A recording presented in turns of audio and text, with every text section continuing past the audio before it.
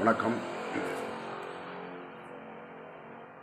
குயில்களின் கூடாரத்திலே பைந்தமிழை வளர்த்து கவிதைக்கு நிழல் தந்து கவிஞர்கள் அனைவரையும் அரவணைத்துச் செல்கின்ற நிறுவனர், நடுவர் மற்றும் பெருந்தகைகள் அனைவருக்கும் எனது மனமார்ந்த நன்றியினை முதலாக்கம் செய்கிறேன். தலைப்பு: அது ஒரு கனாக்காலம்.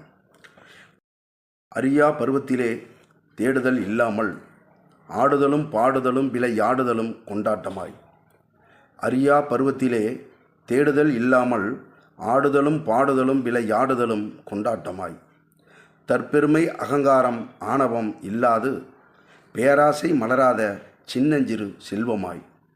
தற்பெருமை அகங்காரம் ஆணவம் இல்லாது பேராசை மலராத சின்னஞ்சிறு செல்வமாய். ஓடையிலே கல்வீசி ஓடுவதை ரசித்தோமே, தெருவோர கடையினிலே தின்பண்டம் தின்னோமே. ஓடையிலே கல்வீசி ஓடுவதை ரசித்தோமே, தெருவோர கடையினிலே தின்பண்டம் துண்ணோமே. கதையும் சொன்னோமே முடிவுரை இல்லாமல், பொய்யும் விட்டோமே மனமும் தளராமல். கதையும் சொன்னோமே முடிவுரை இல்லாமல், பொய்யும் விட்டோமே மனமும் தளராமல்.